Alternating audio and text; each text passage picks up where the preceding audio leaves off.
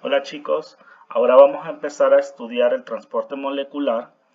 pero específicamente para el fenómeno de transporte de energía. Vamos a comenzar a hacer una analogía como la ley de Newton y este caso se va a llamar la ley de Fourier de la transferencia de calor o de la conducción de calor. Vamos a ver que cuando un sólido con un espesor de Y igual a Y mayúscula, vamos a ver que tiempos menores que cero, ese sólido está isotérmicamente, no tiene ningún gradiente de temperatura. Y vamos a ver que un tiempo igual a cero, este va a comenzar a desplazar una temperatura prácticamente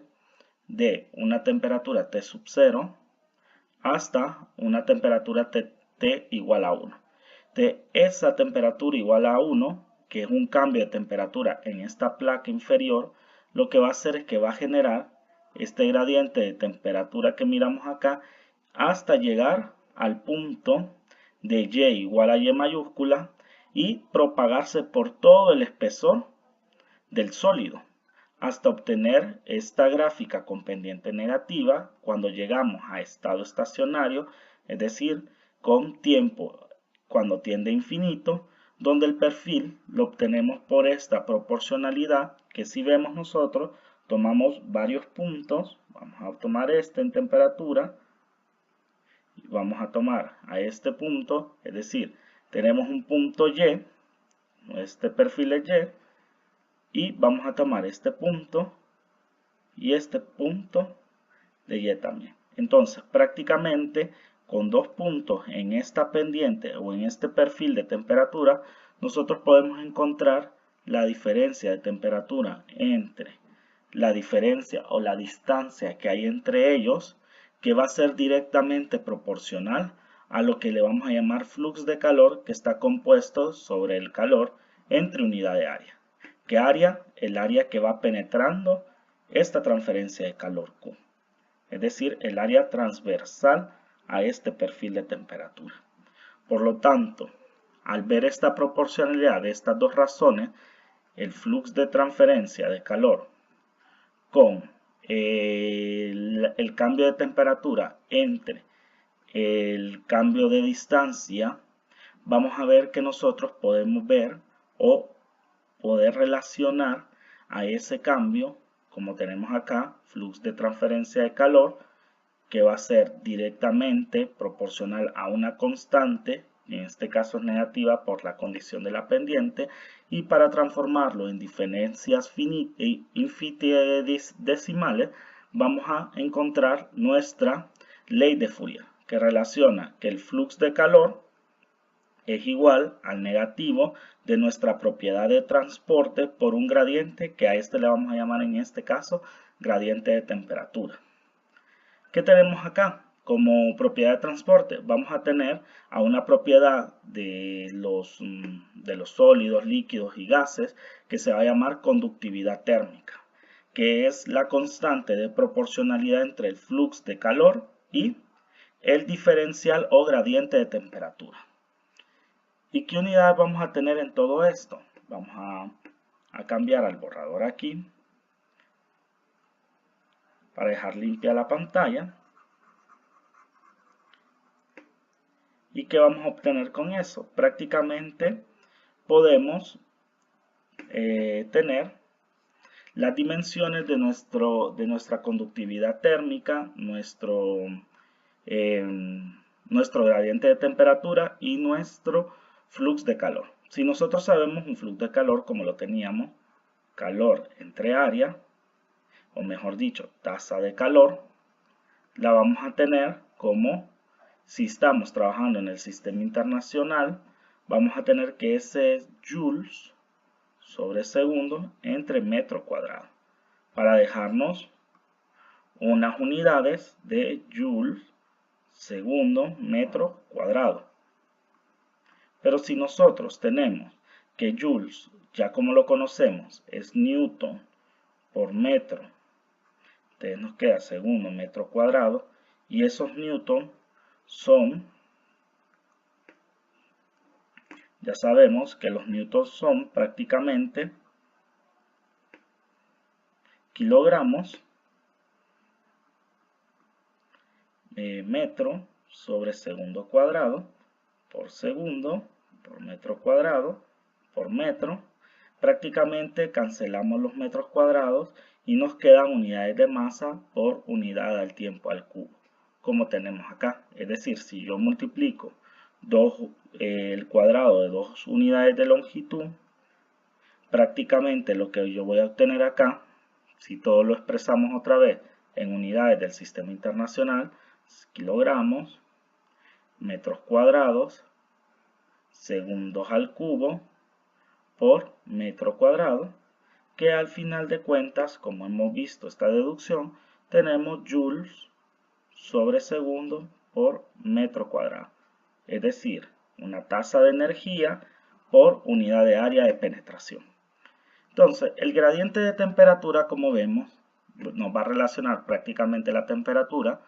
con una unidad de longitud, y al hacer la consistencia dimensional, nos queda de la conductividad térmica, nos queda el siguiente juego de unidades, que si nosotros volvemos a multiplicar por por longitud cuadrada entre longitud cuadrada, ya sabemos que nos queda el caso de joules segundo por metro cuadrado, al utilizar esta multiplicación que hice y la masa entre el tiempo al cubo, y a esto le tengo que multiplicar otros metros, que es del gradiente, y dividirlos entre la temperatura absoluta. Metros entre la temperatura absoluta, y nos queda entonces que la conductividad térmica en el sistema internacional tiene unidades de joules, metros, segundos por Kelvin. Entonces, como vemos, no tenemos acá en el gradiente en el flux de transferencia de energía, nosotros no vamos a encontrar prácticamente un tensor, sino que esa magnitud escalar que tenemos de la tasa de calor entre unidad de área puede estar dada para cada una de las direcciones. Tanto el flux de transferencia de calor para X, si estamos en coordenadas cartesianas, con su gradiente de temperatura referido a la misma variable espacial, vamos a tener el de Y con la misma variable espacial y la de Z. Y podemos combinar todo ese flux de transferencia de calor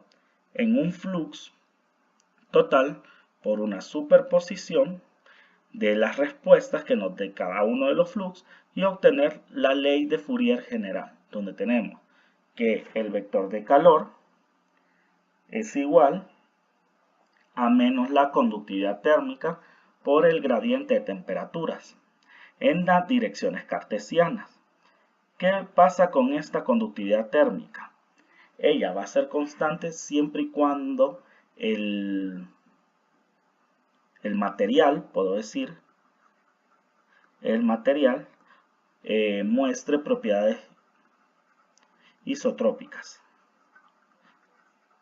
Es decir, sin importar la variable espacial, la conductividad térmica, en este caso la propiedad de transporte, es la misma en todo, el sólido, líquido o gas.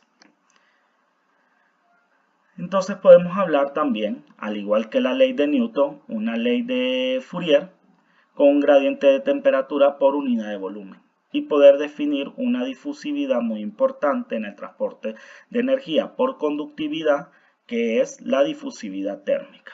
Como vemos, tenemos la tasa de calor que tenemos en el sistema internacional como watt metros cuadrados, que serían joule entre segundo por metro cuadrado, la temperatura absoluta, metros, la unidad de distancia, la conductividad térmica como la hemos especificado, y si miramos la difusividad, tiene las mismas unidades que la difusividad de cantidad de movimiento o viscosidad cinemática, que es metros cuadrados entre segundos. Por lo tanto, al relacionar, vamos a decir, al relacionar prácticamente la difusividad térmica entre la difusividad de cantidad de movimiento, o relacionar la interacción dentro de estos dos niveles de transporte, vamos a encontrar un número importante que se usa en la transferencia de calor, que es el número de Prandtl. Como vemos nosotros, la difusividad difusividad térmica está relacionada prácticamente con la conductividad y el uso. Difusividad térmica está determinado con la conductividad y el uso de la capacidad calorífica por la densidad, mientras que la difusividad de cantidad de movimiento, como vimos con la ley de Newton, estaba relacionada directamente con la densidad. Y al dividir difusividad térmica entre prácticamente entre difusividad de cantidad de movimiento, vamos a encontrar que podemos relacionar el número de Fourier, que es el que podemos encontrar acá. Ok.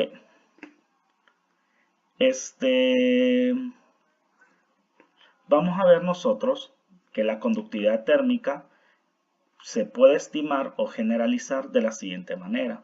utilizando también los datos para las correlaciones de gases inertes, utilizando la ley de estados correspondientes. Vamos a ver que podemos encontrar una conductividad térmica absoluta y vamos a ver que esta se puede relacionar en sí con su temperatura reducida y presión reducida. Si nosotros vemos la temperatura reducida de 1, prácticamente nos relaciona, y la voy a demarcar acá, donde nos genera el límite, porque si la temperatura es 1, es decir, que temperatura reducida, que es igual a la temperatura entre la temperatura crítica, y es igual a 1, en este es el límite, cuando estamos en el punto crítico de la sustancia. Entonces, al estar en punto crítico de la sustancia, y todo por encima de esa temperatura, va a ser elementos gaseosos. Vamos aquí a tener un poco de vapores, miren, vapor, y en este punto vamos a tener todos los líquidos. Y si vemos las tendencias otra vez, miren, si me mantengo a presión constante, digamos a 40 de presión reducida, vamos a ver que al aumentar la temperatura, a temperaturas más altas, miren, al aumentar la temperatura, la conductividad térmica de los líquidos disminuye. Y si miramos para el caso a temperatura constante y miramos los cambios de presión, vamos a ver que en los líquidos, al aumentar la presión, la conductividad es directamente proporcional. Por lo tanto, por la ley de estados, tenemos que los líquidos, si la temperatura aumenta, entonces la conductividad térmica disminuye a presión constante. Y si la presión aumenta, la conductividad aumenta a temperatura constante. Este para el caso de los líquidos. Y en el caso de los gases, si miramos, vamos a ver una tendencia que si vamos aumentando la temperatura, miren, en el comportamiento de un gas real, ya sabemos que la temperatura por encima, miren, por encima de 2, tenemos que esto es un comportamiento de gas ideal. Y ve, acá tenemos un comportamiento de gas ideal, digo, y acá un comportamiento de gas real. Vamos a tener que la conductividad térmica, cuando está por debajo de los 2 de temperatura reducida, vamos a ver que esos gases, al ser reales, también se comportan, miren, de manera, casi todos se comportan de manera que, vamos a ver que son, al aumentar la temperatura en una presión constante, vamos a ver que van hacia la baja. Pero la mayoría de ellos, miren, si tiramos esta línea de acá, vamos a ver que tenemos un comportamiento prácticamente de ese gas que va hacia la alza a presión constante. Entonces, para gases, vamos a tomar, y voy a borrar aquí, a utilizar las opciones del puntero, y vamos a tomar prácticamente acá, para gases y vapores, que en este punto, miren, siempre vamos a tener prácticamente que a una presión constante, miren, en cada una de estas isobaras reducidas, vamos a tener que los gases que van hacia dónde, hacia el aumento. Es decir, en la mayoría de casos, si T aumenta, entonces la conductividad aumenta a presión constante. Y si vemos la parte de la presión, si nos ponemos a esta temperatura constante y aumentamos, acá donde pongo la X, la presión, en este caso, si la presión aumenta, la conductividad térmica aumenta a temperatura constante, que es muy análogo a la carta con propiedades reducidas de la viscosidad. Vamos a ver que también para mezclas de n componentes podemos utilizar la regla de Kay, pero hay que tener en cuenta que no va a haber precisión de los datos para este cálculo, en el caso de los gases. Entonces, una condición muy importante que podemos encontrar para la parte de la conductividad térmica es que las conductividades térmicas de sólidos van a ser siempre mucho más altas que las de líquidos y estas mucho más altas que las de gases. Si miramos siempre las de líquido, las de sólidos, quiero decir, siempre están por encima de la unidad. Miren todos estos sólidos, tenemos cobre, a excepción del mercurio y del sodio que tenemos aquí. Estaño, zinc, aluminio, antimonio, todos están por encima de la unidad. Mientras que los líquidos vamos a encontrar acetona, anilina. Miren, acá encontramos acetona líquida y acá vamos a ver la acetona sólida. Entonces vemos que la acetona líquida tiene una conductividad térmica prácticamente de 0.102 a 86 grados. Y vamos a ver que la conductividad térmica de la acetona gaseosa a 212 Fahrenheit, vamos a ver que está por encima de ¿dónde? Está muy por debajo de las décimas de unidad de acá y está casi en unidades de milésima, que es el caso para casi todos los gases que están por 1 por 10 a la menos 1 o 1 por 10 a la menos 2, mejor dicho 1 por 10 a la menos 2, mientras que los líquidos están por 1 por 10 a la menos 1 y los sólidos que están con notación científica positiva. Entonces vamos a tener esta generalidad que la conductividad térmica de sólidos va a ser más alta que la de líquidos y más alta que la de gases. Y esto se da por la proximidad de las moléculas. Ya sabemos que la conductividad térmica, como vimos en la ley de Fourier al inicio, se va traspasando por cada capa de moléculas como que yo tuviese esferas con átomos hidrogenoides acá que están unidos y estas están transfiriendo a lo largo de las capas del material su energía. Entonces vamos a ver que el sólido va a tener una transferencia de energía más efectiva, por lo tanto el flux de calor, que se define con el gradiente de temperaturas, vamos a ver que esta conductividad va a ser más grande porque ese gradiente de temperatura va a ser más efectivo para transferir calor y por eso vamos a tener una conductividad térmica alta. Mientras que en los líquidos, que la distancia de las moléculas es un poco más alta, esa transferencia de calor va a tener un tiempo para generar esa transferencia y va a generar que esa conductividad térmica sea más pequeña en el caso de los líquidos. Y en el caso de los gases, que ya sabemos que son partículas más dispersas, que no tienen ningún ordenamiento a fluir, entonces aleatoriamente van a transferir esa energía. Entonces, para la estimación de la conductividad térmica de gases, podemos seguir utilizando nosotros la teoría de Chapman-Ensko, que utilizamos para calcular prácticamente con la teoría cinética de los gases, viscosidades de los gases, podemos utilizarlo para estimar conductividad de los mismos, teniendo en cuenta que la integral de colisiones tanto para la viscosidad va a ser la misma para la conductividad térmica. O podemos utilizarlo con la idealidad hablando de un gas monoatómico y de un gas poliatómico, utilizando algunas propiedades de transporte y unas propiedades de energía, como ser En este caso, para el gas monoatómico, la capacidad térmica a volumen constante y la viscosidad, y para un gas poloatómico la capacidad calorífica a presión constante por la viscosidad. Y esto siempre es entrando a la idealidad. Como hemos visto y lo he mencionado, que para las mezclas homogéneas, que los gases sean muy iguales, podemos usar la regla de Kay para poder hacer la ponderación de la conductividad, pero ya vemos que da bajas estimaciones, o es decir, como lo habíamos dicho acá, tenemos una poca precisión de los datos al utilizar esto.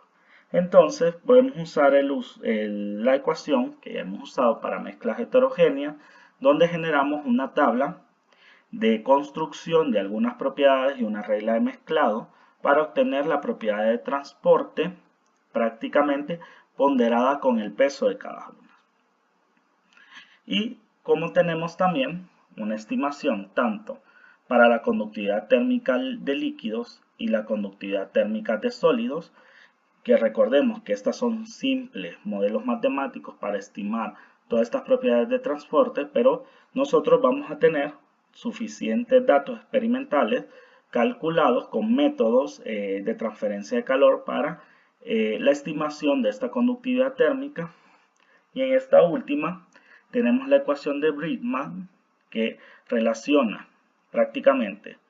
la velocidad del sonido, como lo tenemos ahí, con una constante, como vemos acá, sacado prácticamente de una teoría de líquidos, ¿verdad? Como lo dice su nombre.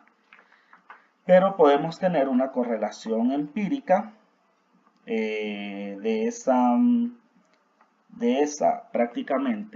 ecuación de Bridgman, donde tenemos una aproximación más burda, que lo tenemos a 2.8, y ahí Bridgman nos da 3, donde relaciona lo mismo que tenemos prácticamente la energía que recorre de las colisiones. Miren, la energía que recorre por las colisiones prácticamente en la red de moléculas que tenemos ahí. Y podemos ver también que tenemos cómo poder estimar esa velocidad del sonido a baja frecuencia. Tenemos acá velocidad del sonido a baja frecuencia con las capacidades caloríficas a presión y volumen constante y las correlaciones de la compresibilidad isotérmica a partir de ecuaciones de estado para líquidos o correlaciones de líquido, que lo podemos ver que este tipo de correlaciones de conductividad térmica son bastante próximas para líquidos, a excepción del punto crítico, ya que utilizamos algunas correlaciones como ser el kappa, que nos relaciona la compresibilidad isotérmica. Ok, y vamos a encontrar la última, que va a ser la ecuación de Biedermann, Franz y Lorentz, que relaciona la conductividad térmica con la conductividad eléctrica, con el inverso de la temperatura absoluta, y esto puede encontrarse como una constante o el número de Lorentz para cada uno de los compuestos. Vamos a ver que los números de Lorentz van a andar en un rango de 22 a 29 por 10 a la menos 9 en unidades del sistema internacional, voltios cuadrados entre Kelvin al cuadrado. Para relacionar así, dependiendo, este número de Lorentz depende de la sustancia y de la temperatura.